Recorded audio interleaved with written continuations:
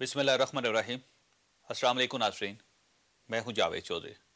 ख्वाजादाद Ataturk Mustafa कमाल पाशा जदीद तुर्की के बानी थे और इनका शुमार 20वीं सदी के 10 बड़े लीडरों में होता था।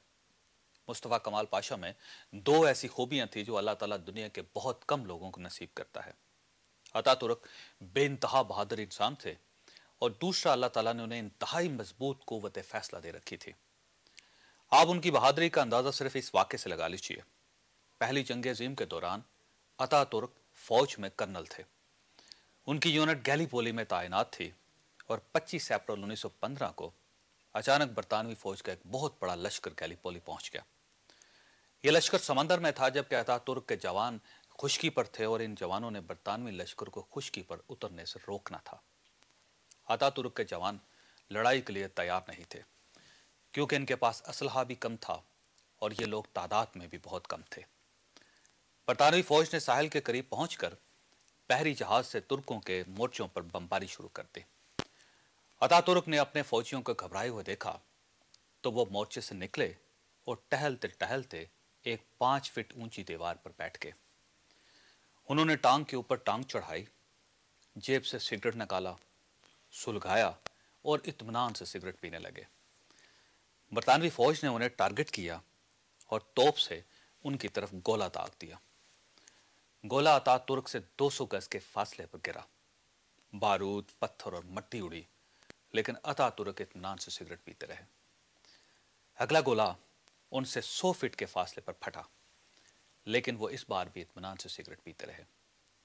तीसरा गोला उनके सर के ऊपर से होता हुआ उनकी पुश्त पर जा गिरा।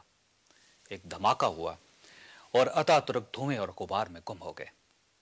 उनके साथियों और बरतानवी फौजियों को महसूस हुआ कि कर्नल मुस्तफ़ा कमाल पाशा शहीद हो चुके हैं।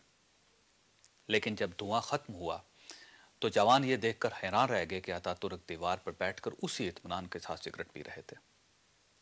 मुस्तफ़ा कमाल ने सिगरेट का टोटा नीचे फेंका, उसे जूते से बुझाया और अपने मोर्चों की तरफ वापस चल पड़े। मोर्चों के करीब पहुंचकर उन्होंने अपने जवानों से कहा कि मैं तुम लोगों को यह बताना चाहता था कि अगर अल्लाह ताला को मंजूर ना हो तो दुनिया की कोई ताकत आपको मार नहीं सकते। वो रुके और दोबारा बोले, और मैं आपको यह भी बता दूं कि मौत सिर्फ एक बार आती है, बार बार नहीं आती, चुनांचे डरना और घबराना बंद कर दो। अतातुर्क के इन दो फिक्रों ने जादू का काम किया। तुर्क जवानों ने हौसला पकड़ा और बरतानवी लश्कर को भागने पर मजबूर कर दिया। गैलीपोली की यह वो फतह थी जिसने मुस्तफ़ा कमाल पाशा को आने वाले दिनों में बैनुल अक़वामी लीडर बना दिया था। 1921 में जब उस्मानी खिलाफत खत्म हुई और दुनिया की बड़ी बड़ी ताकतों ने तुर्की को आपस में तकसीम करना शुरू कर दिया तो उस वक्त अतातुर्क ने यह नारा लगाया कि मैं तुर्क हूं और तुर्की के मुकद्दर का फैसला मैंने करना है। इस नारे के बाद उन्होंने तुर्क कौम को उठाया और तुर्कों ने आज़ादी हासिल कर ली। नाज़रीन, क़याम पाकिस्तान के बाद कायद-ए-आज़म मोहम्मद अली जिन्ना ने मलिक फ़िरोज़ खान नून को अपना नुमाइंदा बनाकर तुर्की भिजवाया था। नून साहब अतातुर्क के एक करीबी दोस्त और मशीर से मिले थे और उन्होंने उससे पूछा था कि हम पाकिस्तान को एक जदीद और कामयाब मुल्क बनाना चाहते हैं, हम कैसे बना सकते हैं। अतातुर्क के मशीर ने फ़िरोज़ खान नून को 2 मशवरे दिए थे। मैं ये समझता हूं कि आज हमने अगर उन फैसलों पर या उन मशवरों पर अमल दरामद किया होता तो आज का पाकिस्तान एक मुख्तलिफ पाकिस्तान होता। लेकिन वो मशवरे क्या थे, ये मैं आपको प्रोग्राम के आखिर में बताऊंगा। ख्वाजान साहब, सूबा सरहद की हुकूमत ने 16 फरवरी को सवात के तालिबान के साथ एक अमन मुआहिदा किया था। इस मुआहिदे में तय हुआ था कि हुकूमत मालाकंड डिवीजन में शरई कवानीन और शरई अदालतों के क़याम की इजाज़त देगी और इसके जवाब में तहरीक नफाज शरीयत मोहम्मदी इलाके में अमन की ज़मानत देगी।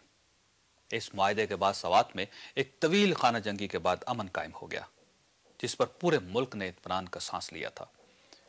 यह मुआहिदा हो गया, लेकिन इसका एक बहुत बड़ा मरहला भी बाकी है। अभी सदर आसिफ अली ज़रदारी ने इस मुआहिदे पर दस्तखत नहीं किए और जब तक ये दस्तखत नहीं होते उस वक्त तक इस पर मुकम्मल अमल दरामद नहीं हो सकेगा।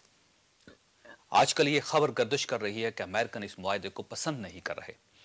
गुज़श्ता रोज़ अमरीकी वज़ीर दिफा रॉबर्ट गेट्स ने भी एक बयान दिया था जिसमें उन्होंने ये कहा था कि हम नहीं चाहते कि पाकिस्तान ये अमन का मुआहदा कर सके।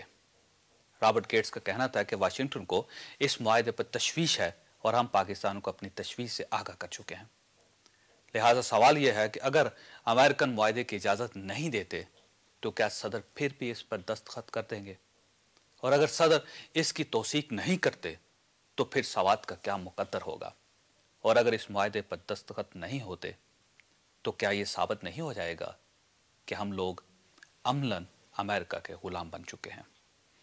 ये सवाल नाज़रीन हमारा आज का मौजू है। हम एक छोटे से वक्फे के बाद इस पर गुफ्तगू करेंगे। हमारे साथ रहिएगा।